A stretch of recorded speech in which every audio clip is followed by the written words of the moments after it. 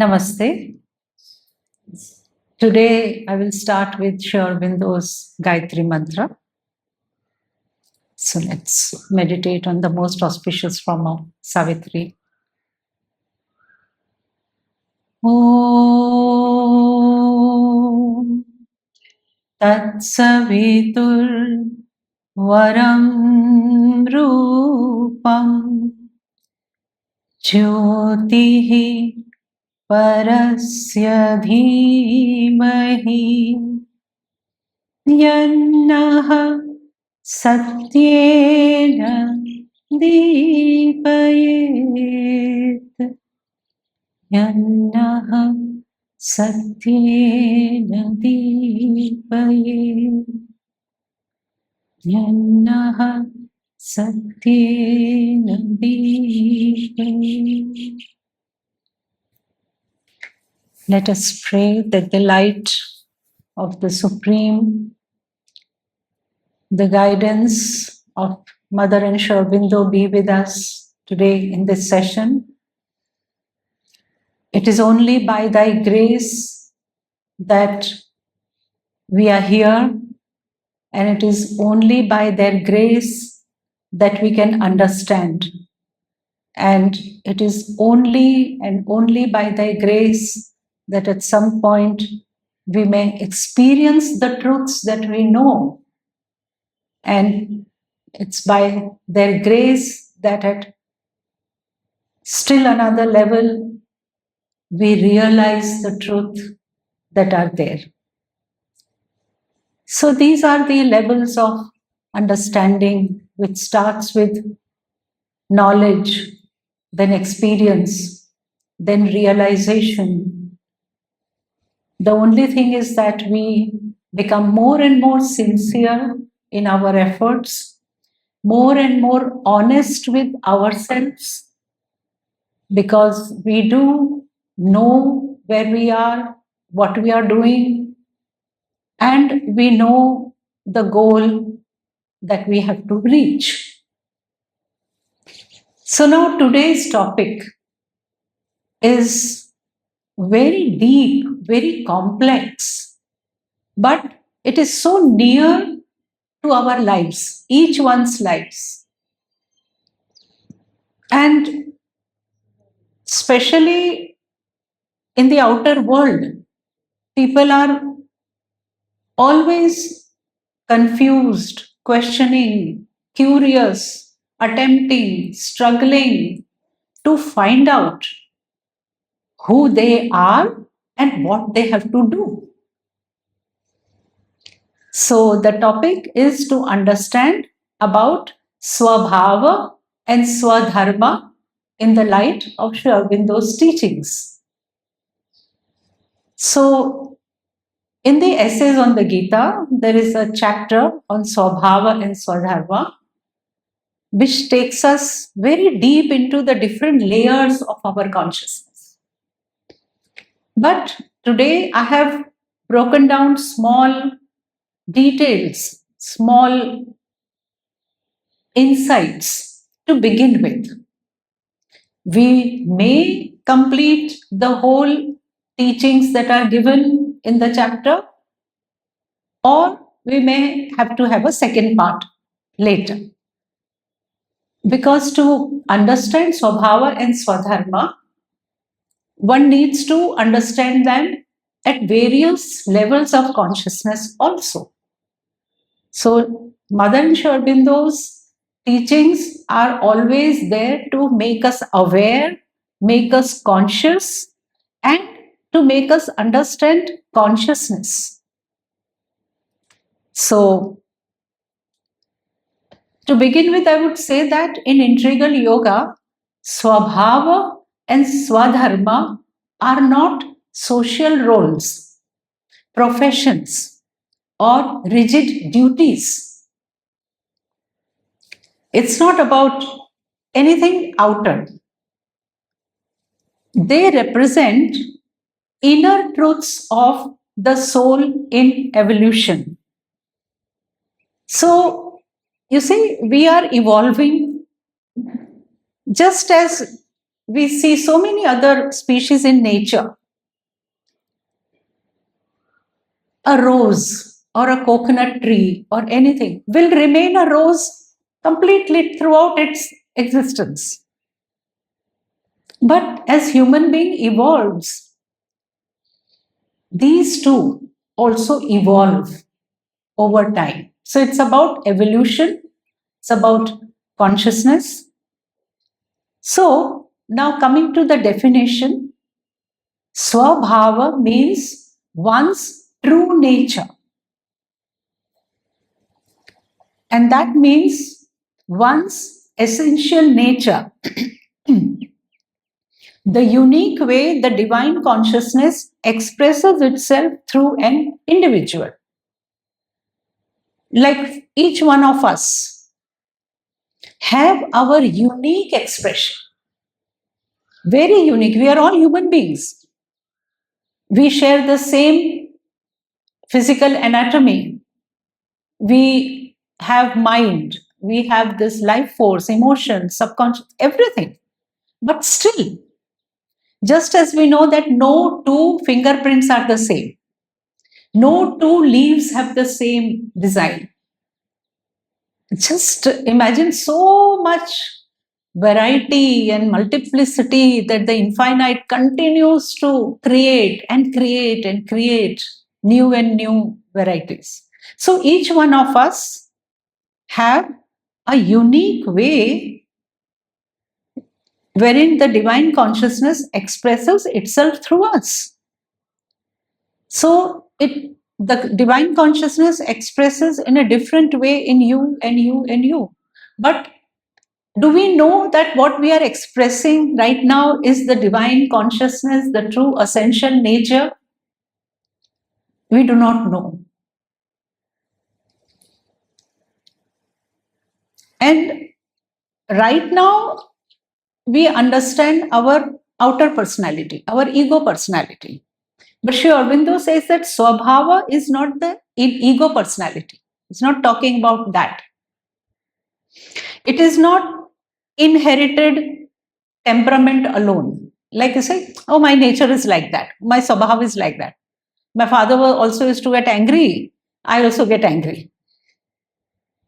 My mother used to like certain things to do or eat. I also have the same taste. So whenever we are talking about Swabhava, we are only talking about outer things. And all of you can, give me instantly one example of your outer Swabhava. I don't think I need to ask that question. You all know. For example, I would say, what would you do when you go out? Like out of the house, you go to the market. What do you do? You'll say, I do this, or where do I like to travel, or what do I like? You know all that. So all we know so far about our Swabhava is the outer personality. And they are also not habits formed by society or upbringing. Like, people say that, well, we in Punjab, we do like that. Or we in South Tamil Nadu, we do like this, like that. It's part of our culture. It is part of our society. We do this. And so we like this. We are used to this. It suits us, makes us comfortable. All that is part of the outer personality.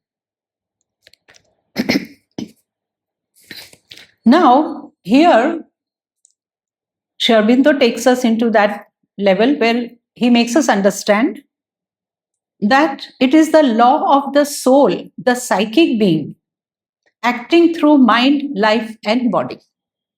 That uniqueness that you have, that is your Swabhava. I will come to the part where it makes it easy to understand how we can know that Swabhava. So if you are acting out of your inner nature, the inmost psychic being, or whenever and wherever the psychic being is under the influence, the mind is under the influence of the psychic being, or the vital, the physical, It's not that we are totally cut off from that essential nature. Not always. We are united in some way, but most of the time we are not conscious. It is there. If it was not there, we would not have been alive, because that is the main power. You see, electric power is there, one, and another is the bulb. So we are, outer consciousness is like a bulb, and the power is the soul. So we would not, I would not have been talking, you would not have been sitting here if it was not for the soul power within us. So what is the characteristics of the true Swabhava? When are we in touch with that true Swabhava? When it brings inner joy and peace. Many a times we feel joy without any reason, without any outer reason. Spontaneously, you just feel joy in the morning, when you wake up, maybe evenings. So everything, life, work, everything feels natural and not forced. You just spontaneously do it. Like how spontaneously the birds sing, how spontaneously the flower blooms, how spontaneously a child smiles. And a child does not calculate. He says what he sees and what feels naturally from within. Whereas we sort of reason it out, calculate some time, find out. So whenever you are in touch with the true Swabhava, it brings inner joy and peace. It feels natural, not forced, and it leads to growth, harmony, and widening. You're not narrow. You don't go into your shell. You do not shirk anything. You are just larger and wider and open. And this Swabhava also evolves over time as consciousness evolves. You take certain experiences in life, you introspect, and you change. How many of you have experienced or known what you were at 16-year-old? You are not that now. Many times say, oh, in college, in school, I made so many mistakes. I don't do that now. So what has happened? You have evolved as your consciousness evolves. So when one acts according to Swabhava, there is no inner conflict.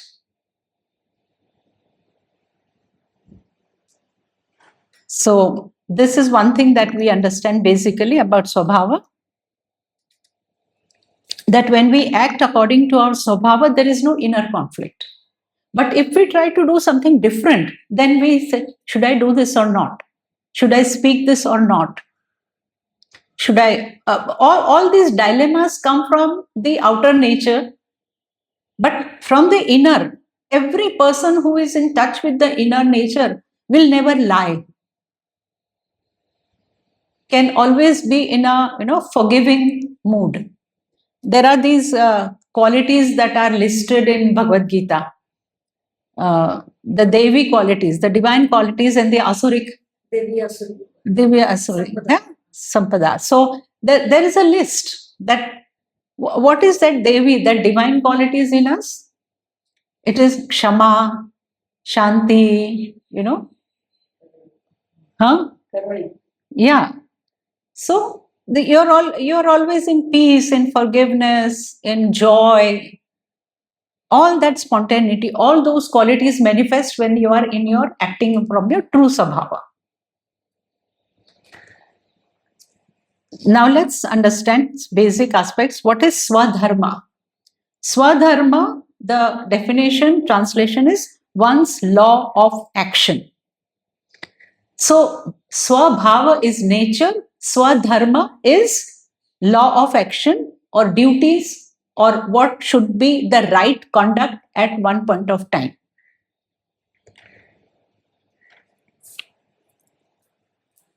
Sri Aurobindo says in the Essays on Gita, I quote, action should be rightly regulated action, niyatam karma, but intrinsically one's own, evolved from within, in harmony with the truth of one's being, regulated by the swabhava. So he says, swabhava niyatam karma. So whenever you act out of your true inner nature, and what you do on the basis of that is the swadharma. So in simple terms, swabhava is what you are. Swadharma is what you do. These are the two very simple explanations of that. Now comes a little different. Swadharma is not fixed for life. It changes as consciousness grows. Yeah, its swabhava grows and consciousness grows. So basically, Sri Aurobindo says that Swadharma was regulated by the 4 ashramas: Brahmacharya, Grihastha, Vanaprastha and Sannyas. So at one point of time in our society, the duties of people in that particular ashram were fixed. Brahmacharya, what duties were there? Learning, knowledge gathering, right? And discipline. Ashram, we have also confused, the Sri Aurobindo ashram, that ashram. Ashram is also a physical place, but basically it comes from the idea that it's a stage of life. Ashram is not only a place. Brahmacharya ashram means you are in that stage of life where you practice learning and discipline and self-control. Brahmacharya is about discipline and self-control and learning. And it is so scientific. Nowadays we know that those who are in that phase of learning, if they are distracted in other things, definitely their capacity for learning reduces. If you are distracted into things that are not directly related to the stage of life you are in,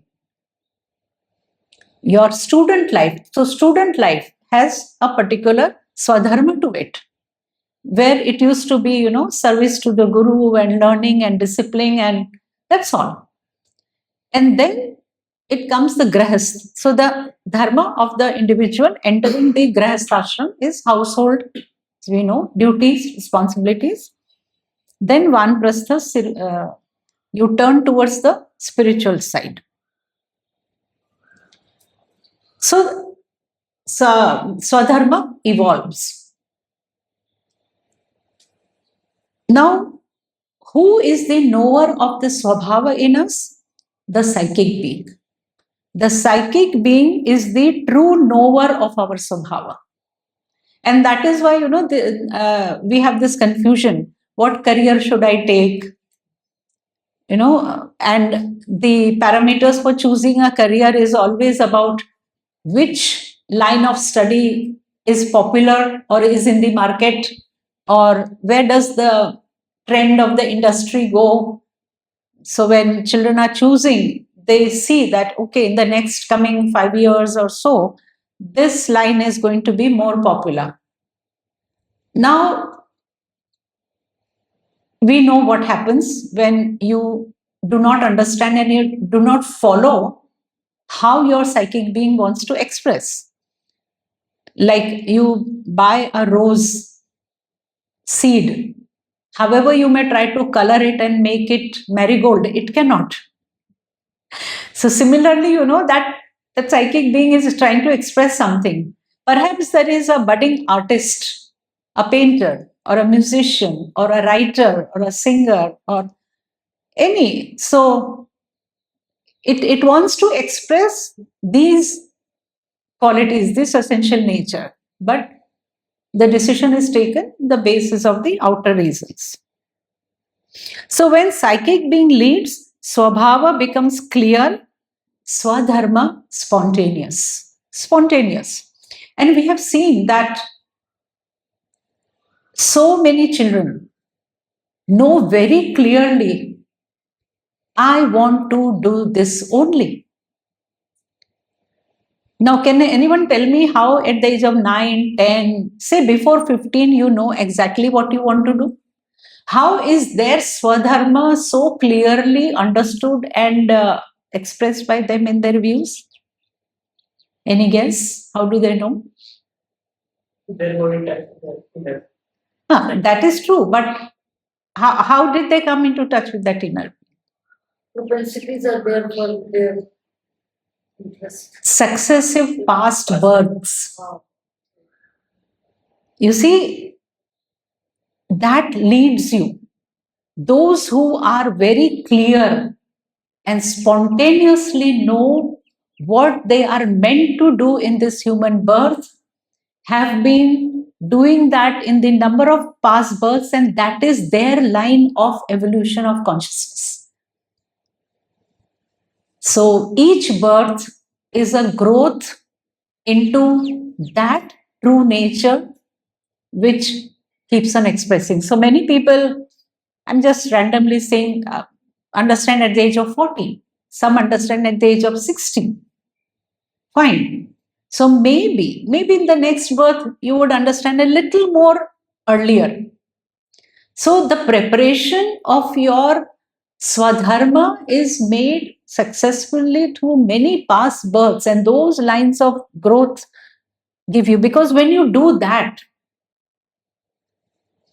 don't you feel spontaneously happy?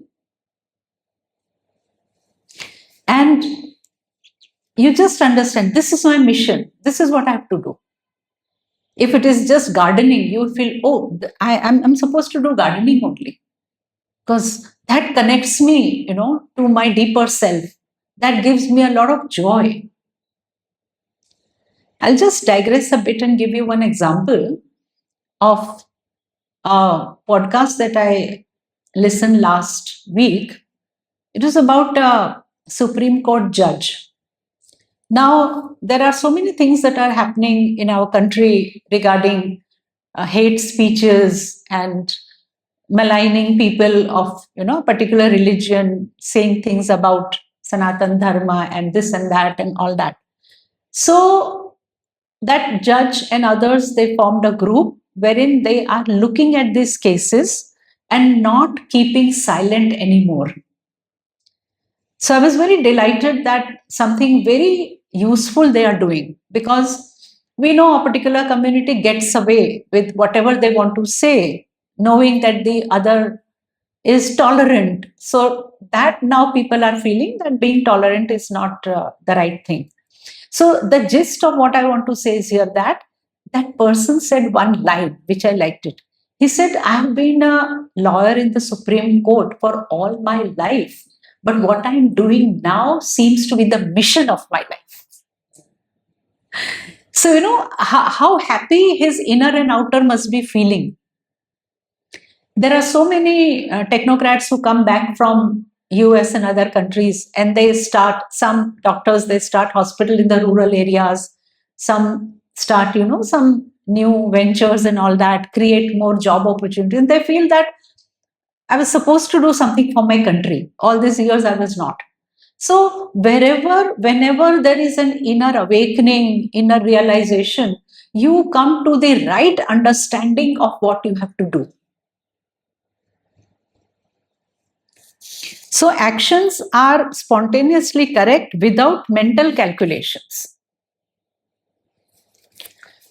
So the practical science that you are living in your Swadharma is work feels meaningful, not draining. You don't feel this 10 hours of work. You don't feel tired only. It's not draining, it's joyful. Difficulties bring inner consent. You agree, accept, okay, this is it. I can deal with it. And there is growth without violence and conflict. So a lot of clarity is needed. And then if you are in a situation where you are not able to express, then courage. But I have seen that a true feeling, cannot be suppressed for long. It just rises up. It just rises up somewhere or the other. And with the grace, with the touch of the divine, even if you are going in the wrong direction, situations will be such that will be brought into the right way. We know. Again, I'm watching certain videos and things come. Everyone must have heard these days about the police commissioner in West Bengal, Ajay Pal Sharma. 7 years ago, he had given a TEDx talk. I happened to hear that yesterday. You know what he was trained for? He was a dentist. He was a dentist. He was a topper in 10th and a topper in 12th from Punjab, Ludhiana, he was there. Topper. And he went through the dental college. He was a doctor, dentist. Then he also applied for higher studies in dentistry, wanted to become a maxillofacial surgeon. And being such brilliant person, he was so shocked when he found out that he did not clear it. He went and saw the papers and all, but there was a gross mistake that some of his marks were not included anyway.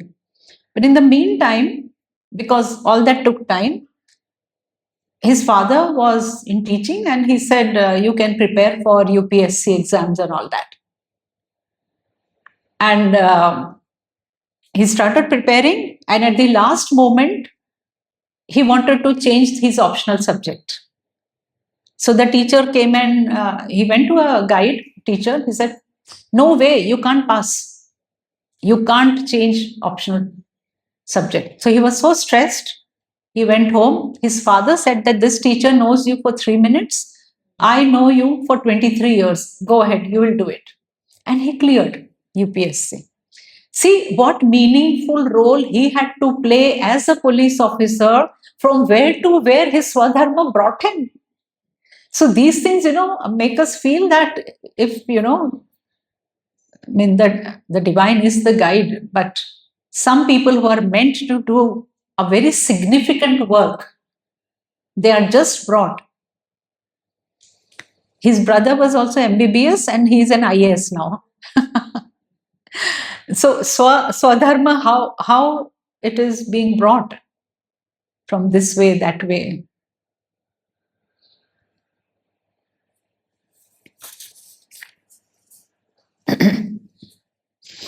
So the key difference is that psychology asks, what's my personality?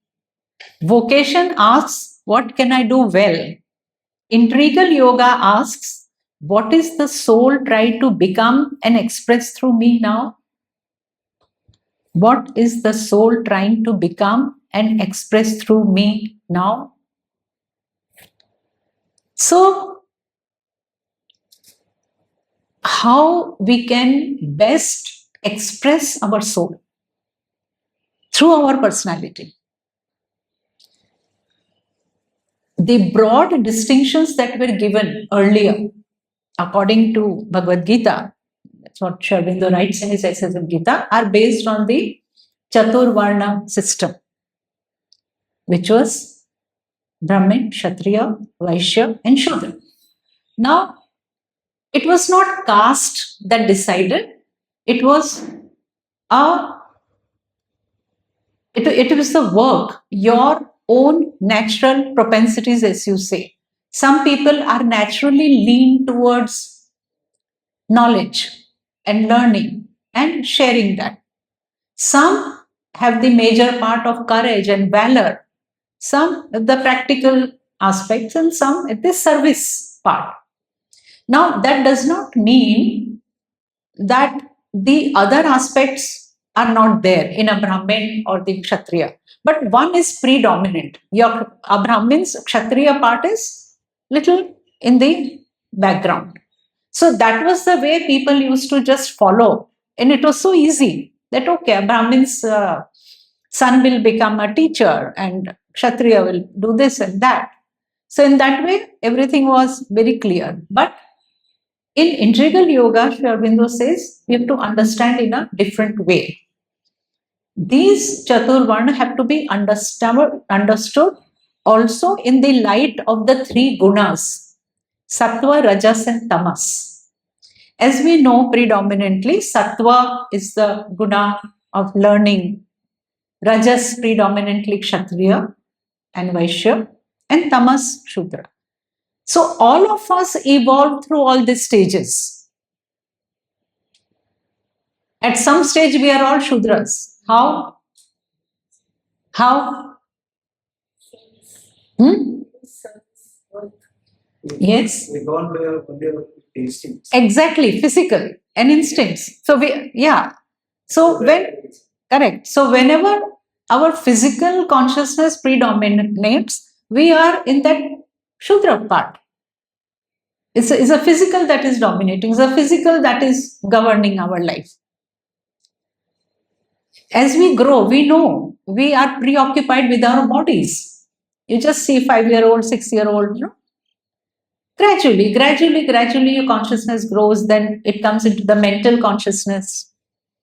Then, as you grow, little by little. So, all these three gunas and this system explains that how we change and how we evolve the Swadharma according to the Swabhava. And a stage comes when you really want to put all that you have done in the background and ask, what is my duty now? I have finished all the duties that were necessary for the family, everything. Now what? So, in a very, very nice way, this, the turning towards the Vanprastha, we are not taking it seriously that no, we do not want to retire.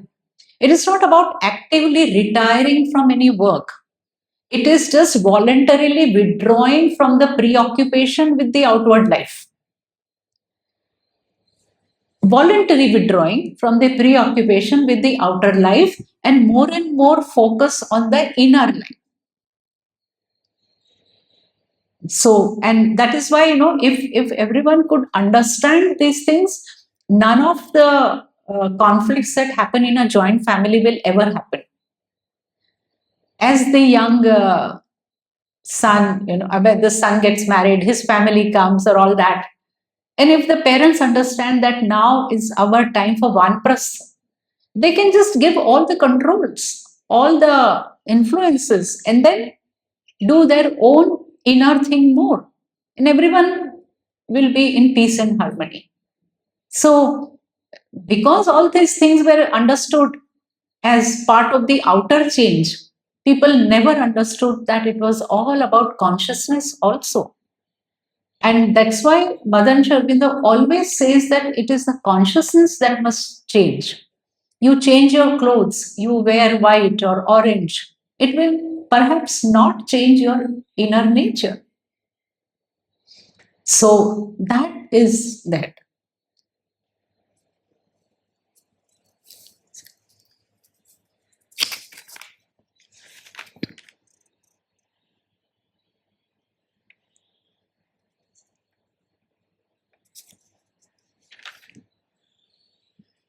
Now, what has, this is a little deeper, I think.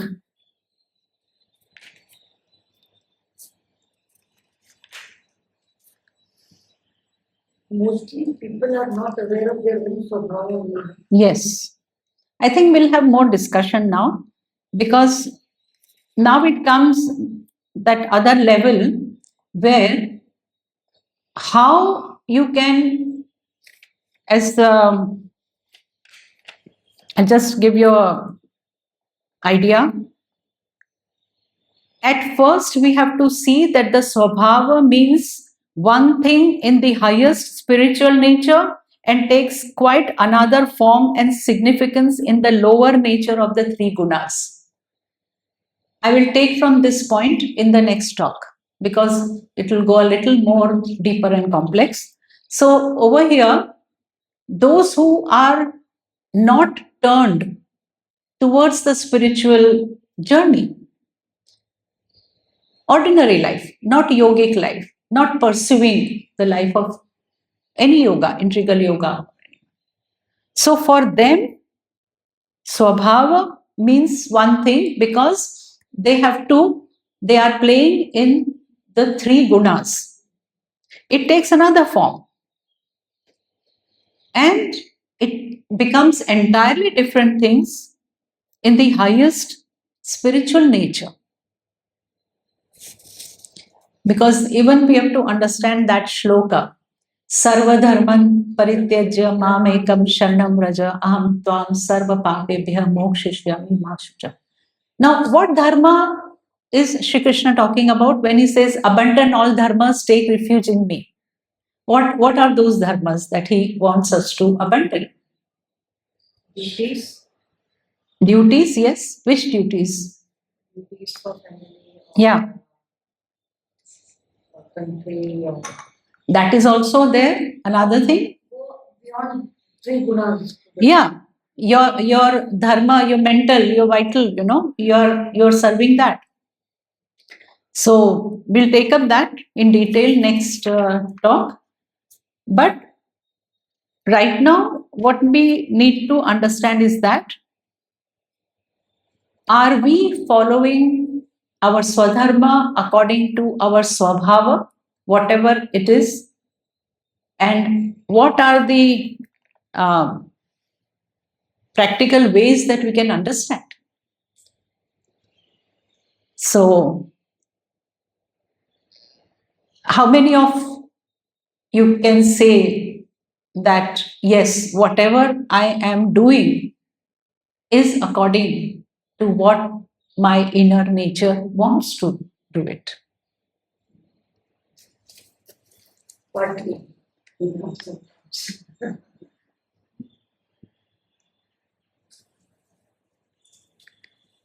See, I have always this question, like, since this is part of our psychic being, you said, that before we actually come in contact with our psychic being, before we know it, it's not possible for us to know our true swabhava, right?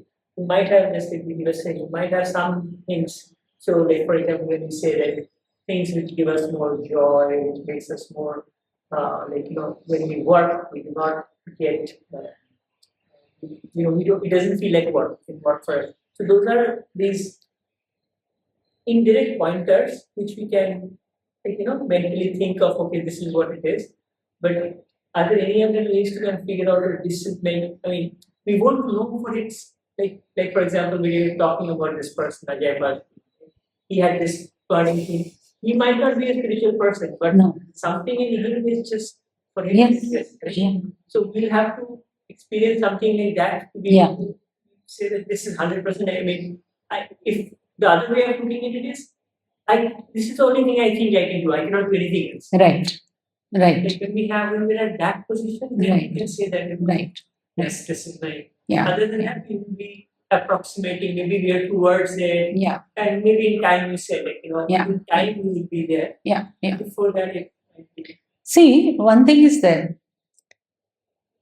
Maybe from within you feel this is the right thing, but your mind may be questioning, is it practical? So many times we have to let our mind, our outer personality obey the inner call. It does not obey the inner call. The inner call does come. It says, but we It says, but we find out excuses relating to the outer situation. I mean, as a counselor, I can say there are many people who feel I have this urge to go somewhere, sit quietly, for deeper seeking, but I have so many responsibilities. I can't do that. Now, even in such situations, there have been very unique individuals whom I have met and they have surprised me. Decades ago, there was one woman who was similarly in this situation. I met her at a spiritual retreat only. So she said that I know this is my call, but right now I have a family and children. I try to finish their responsibility as much as possible and devote all my time in reading and contemplating and this thing. So she found out a way. So every one of us, can find a way to listen to that inner call. Listen to that. The only thing is that there should be such a burning desire that nothing is important to me other than that. Mother has also said, and we know the famous incident of Ramakrishna Paramahansa, who was asked, I want to meet God. He said, okay, come tomorrow at the Ganges. And when that person came, he just put his head down in the water. And afterwards, he said, how do you feel? He said, I just wanted to come out. I was feeling suffocated. He said, when you feel suffocated in the world like this, then you can find divine. So that burning aspiration, that discontent, with what is, that can bring you there. But meanwhile, we do get indications. It's not always like that. We do indications. And I think whenever you have that call, one must listen to it. And when you do that, the whole being is energized. It's not only one. I've seen, especially musicians, when they play the instrument or they sing, you feel they're completely, their physical, mental, emotional, soul, it's everything wrapped in that. They transport us also. हाँ.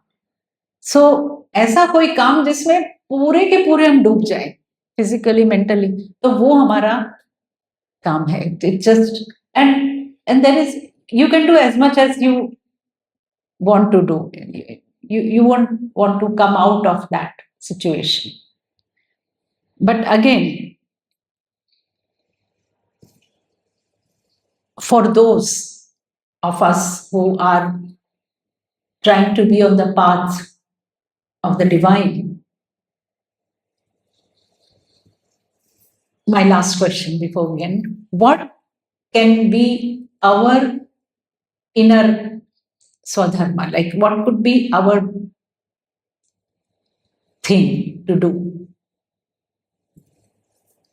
This is what to ask for love. How and when it will be decided what is our way of love? Very difficult to understand. Yeah. What we have for love. Yeah. How we come to know? Yeah. I also read like pseudo Swabhava. Yeah. We grow with the parents, the influence, and the society influence. We take admission in the school. They will say you study this, that, this. So many influences are there. Then we will find out we will not come to know what is the real somehow. Just we go for this type of profession. If we fail here, we go somewhere. We will just like do that analysis. Yeah. Otherwise, we will consider. Yes. How we should know. Yes. We should Yes. come to know what is the real somehow. Okay. Very difficult to. Yeah. So I'll start with one example. As I read here, that our real swabhava, our true real nature is within us, right? That's what it says. Psychic being. Yeah. Listen. I'll give you an example of a tree. If somebody asks the gardener over here, how did this tree come up? He will say that there was a seed. But I can't see the seed. How can I believe that this came from a seed? It's one small seed, such a big tree. The gardener says yes, because the seed has all the design, all the material to make a big tree. But then what if I want to see the seed? Said, okay, you wait, let the flowers come, and the flowers will have the seed, or if it is a fruit tree, the fruit tree will have the seed. So the seed was there and the seed again came, right? Okay. Now, all the scriptures tell us that the real knower, the real self is the soul. The soul or the Atman. The soul or the Atman is the portion of the Supreme Lord. Now, how do we know the Supreme Lord? What are the other characteristics by which we name the Supreme Lord? Can you tell me? Supreme, absolute consciousness, Sat Chit Ananda, Sachidanand, Sachidananda. Okay.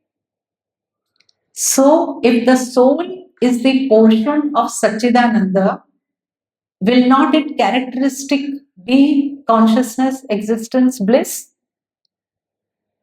That is our Swabhava. Our Swabhava is Sachidananda. We are Sachidananda.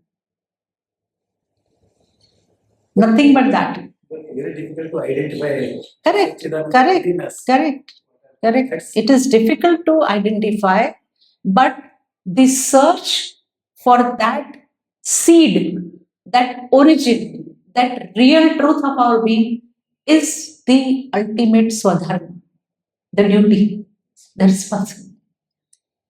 Apart from what you do outer, this is the inner work, and it is also known in Vedanta as Param Purusharth. The highest of the effort, the labor, the work. We do all Purusharth, we do. It is by Purusharth that things happen in the world. But what is the Param Purusharth? The highest duty, the highest is to seek the divine and become the divine. And that seed, that evolving consciousness, as Sri Aurobindo says, is the psychic being. And there's a whole method, a process of coming closer to the divine being. You know, there are insights given by the mother about the liberation of the psychic being, the opening of the psychic being. So you have to devote every day sincerely few minutes. You have to sit with yourself quietly, meditate in the heart region and pray. It's by the grace that gradually that true nature will be revealed, or it will make you feel. And as I said, the Devi qualities, they are part of that divine nature. There are two persons witnessing a third person, but getting angry, insulting, and saying all bad words. Now, one of them acts out of the divine nature, another acts out of the ordinary nature. What will the difference in characteristics? Tell me. How will the person with the divine nature deal with that situation?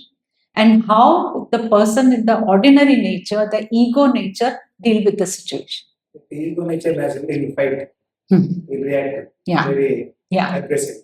Those who are having Satvaguna, we will take the very correct, quiet. correct, correct. Peacefully. Yes. He will not react. Yeah, not react, and whatever has to be said, firmly and nicely said without any reaction. So, very important point you said is Sattva Guna. So, the more you act from the Sattvic Guna, the more you are likely to come closer to the soul. So, the predominance of Sattva Guna is a first step towards evolving towards the true Swabhava, and from there the Swadharma. Very clearly, yes.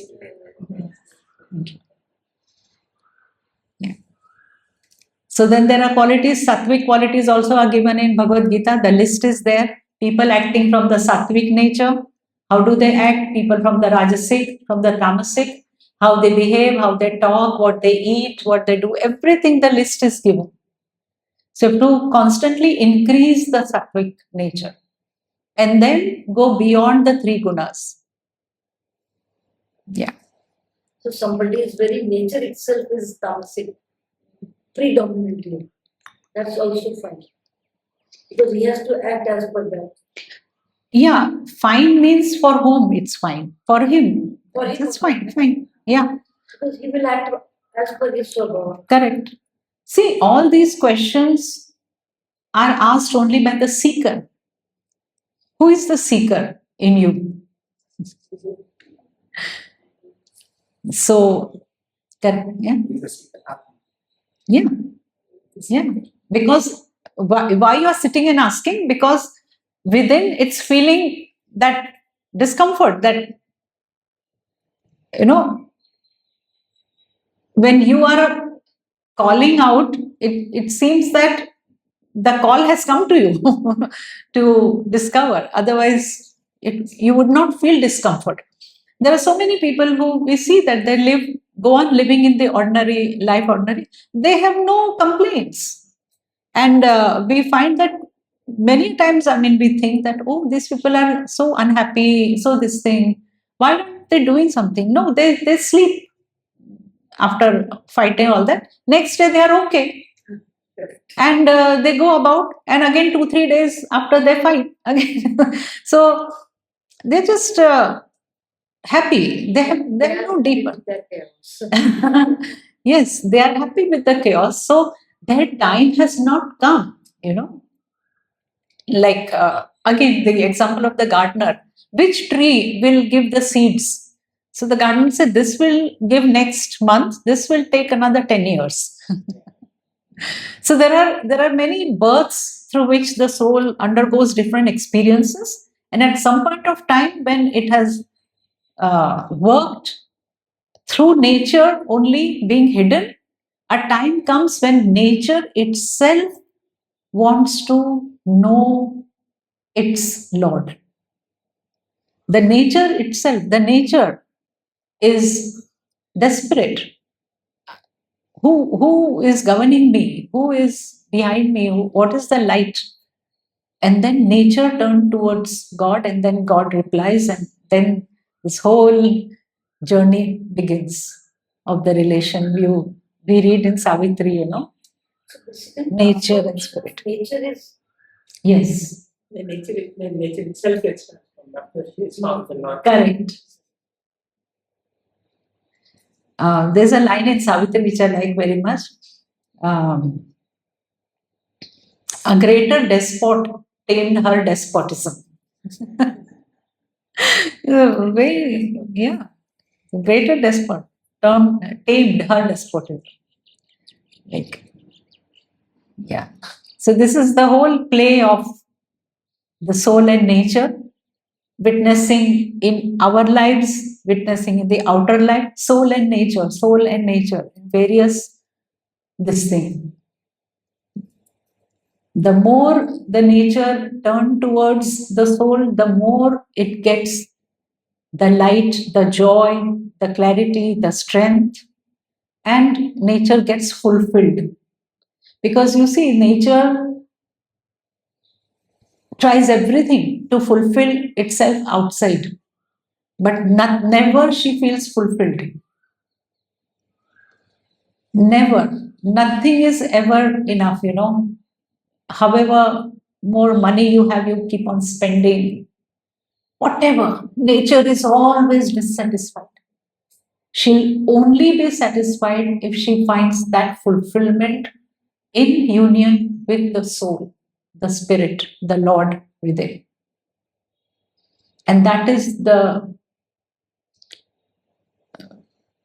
transformation of nature. Yes.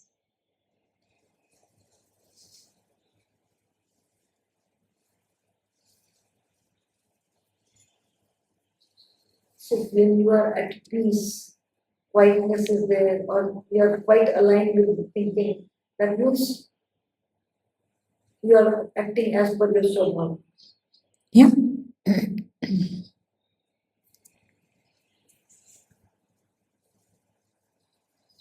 Another thing is added to this light, peace, and all that.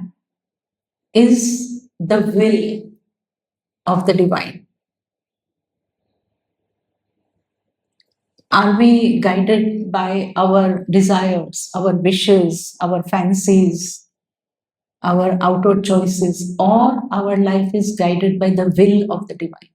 So when the true nature acts, then something else takes over. The will takes over.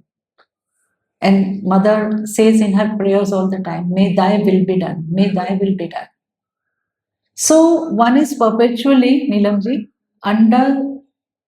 in the state of self-surrender. So in the state of self-surrender, you are always alert of the guidance within, and that guidance gives you direction to your life. So from peace, joy, all that, you move towards understanding and fulfilling the will of the divine. And then it will be very, very obvious and a very natural experience. You will not have any more questions. You will not have any more conflicts. You will never have to, no dilemma. Things just flow. Everything is acceptable, everything is nice, everything is good, everything is useful, because your separation is no longer there. You have merged. And that process is the first transformation of which Sri Aurobindo talks about in integral yoga, that is psychicization. Psychicization is when the whole nature is unified around the psychic center. Your body, your vital, your mind, they're all unified as one, taking the light from the inmost being. And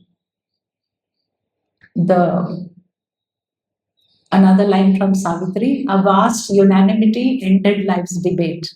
I quote that often. No debate. It's a whole unity. That means accept the things as they come. Yeah. You're always at peace. You're always in joy. Questioning. Yeah. What has to happen, will happen. Yes. Yes. I think we end here. Yes. Thank you. Yes.